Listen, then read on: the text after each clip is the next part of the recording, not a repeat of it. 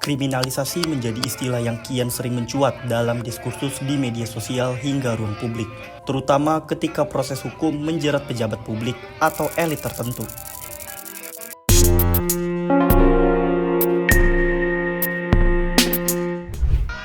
Kata ini kerap dijadikan senjata antar sesama elit saat ini, mulai dari kasus Tom Lembong, Nadiem Makarim, hingga Ira Puspadewi yang dinilai publik dikriminalisasi oleh lawan politik mereka.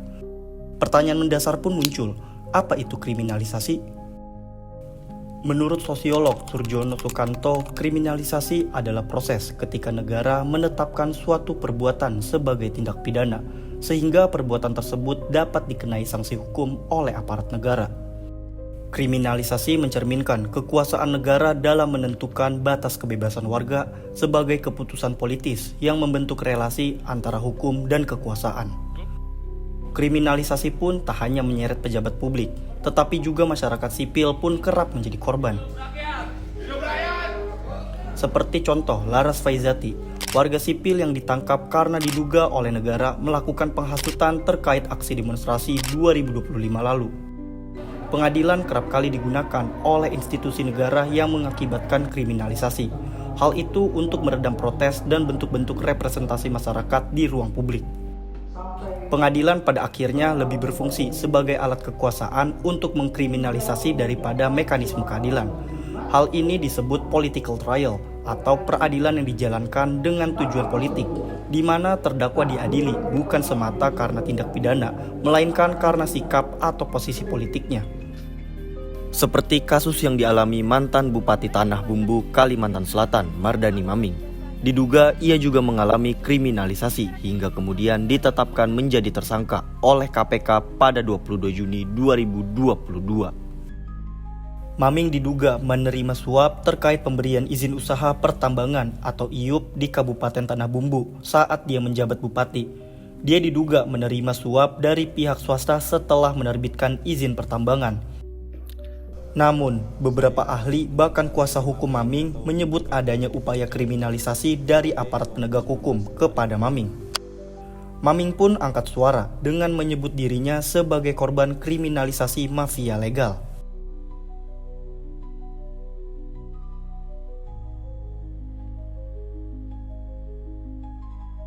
Kali lagi agak kritik ya terkait dengan KPK, kejaksaan yang menempatkan tindak pidana minerba, tindak pidana lingkungan hidup sebagai tindak pidana korupsi.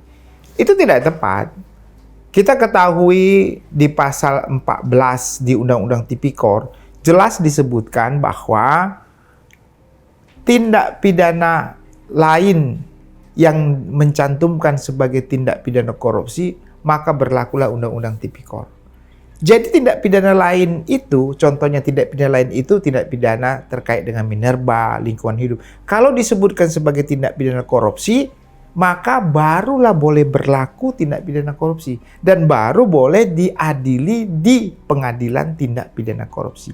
Kalau sepanjang tidak diatur sebagai tindak pidana korupsi, maka itu bukan tindak pidana korupsi dan tidak boleh diadili di pengadilan tindak pidana korupsi. Pertanyaannya, apakah yang didakwakan dengan pasal 39 Undang-Undang Minerba tadi itu sebagai tindak pidana korupsi enggak? Kalau enggak berarti harusnya itu lebih kepada ketentuan Undang-Undang Minerba. Apakah sanksinya administratif, apakah sanksinya pidana, sudah diatur dalam undang-undang itu. Jadi salah saya kira penempatan perlakuan terhadap tindak pidana lain selain tindak pidana korupsi itu sebagai tindak pidana korupsi. Perdebatan pun muncul antara diskresi kebijakan pejabat publik dan penegakan pidana. Dalam hal ini, Bupati memiliki kewenangan administratif penerbitan izin pertambangan, namun dipersoalkan secara hukum. Itu dianggap Bupati waktu itu Pak Mardani itu mengalihkan IUP itu dari PT Bangun Karya Pratama Lestari ya ke PT PCN. Itu dianggap mengalihkannya itu melanggar ketentuan pasal 93 ayat 1 itu. Padahal dari perspektif hukum administrasi, ketentuan pasal 93 ayat 1 itu normanya tertuju kepada pemegang izin. Sementara bupati itu bukan pemegang izin. Bupati itu adalah organ atau pejabat yang berwenang menerbitkan izin. Jadi norma ini tertuju kepada pemegang izin. Dengan kata lain, siapa yang memegang izin, maka ia tidak boleh memindah tangankan izin itu, kecuali atas persetujuan pejabat yang berwenang. Nah, itu dianggap melanggar ketentuan ayat itu. Padahal izin itu memang yang berwenang menerbitkannya bupati. Maka di situ ada kaidah hukum administrasi bahwa kewenangan menerbitkan izin itu kewenangan pula untuk mengubah, kewenangan untuk mengganti, kewenangan untuk mengalihkan, bahkan kewenangan untuk mencabut ada pada pejabat yang berwenang menerbitkannya itu. Kalau dalam istilah hukum administrasi itu namanya asas contrarius actus gitu ya.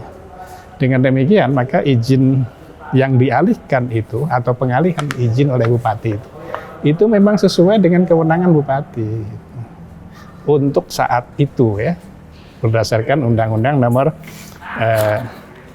4 Tahun 2009 itu. Dari contoh beberapa pejabat publik yang dianggap dikriminalisasi menurut keyakinan publik, pertanyaan lainnya pun muncul. Apa dampaknya bagi sistem peradilan? Dampak yang bisa dirasakan yakni para pejabat publik akan mengalami rasa takut dan mempengaruhi dalam proses pengambilan kebijakan. Selain itu pun, penerapan hukum yang serampangan bakal mengikis rasa kepercayaan publik terhadap sistem hukum dan melemahkan legitimasi hukum maupun sistem peradilan itu sendiri. Pandangan sejumlah ahli hukum, perkara yang menjerat Maming mencerminkan perdebatan tentang kriminalisasi kebijakan ketika keputusan pejabat publik berujung pada proses pidana. Bagi saya sih indikasi kriminalisasinya ya jelas ya. Dia sudah enak-enak mengundurkan diri bukan karena kasus, bukan karena apa. Tapi karena dia dipercaya ketua HIPMI dan kemudian yang kedua menjadi bendahara umum PBNU kan gitu kan. Bendahara umum PBNU. Dan dia sudah berhenti, dia tidak apa-apa, tidak masalah apa-apa. Tiba-tiba dicari masalahnya. Kan jadi masalah itu. Cari-cari masalah yang sebenarnya masalah yang tidak ada masalah. Itu yang saya katakan tadi. Tidak ada pelanggaran hukum yang dibuat oleh dia sebagai bupati untuk memberikan persetujuan pengalihan izin. Tidak ada. Jadi dari latar belakang itu bagi saya clear. Memang ada kriminalisasi terhadap Maming. Dalam iklim hukum yang syarat tudingan kriminalisasi, tantangan terbesar peradilan bukan hanya membuktikan kesalahan, melainkan menjaga legitimasi. Sebab hukum yang tak dipercaya, betapapun sahnya, akan selalu dipertanyakan.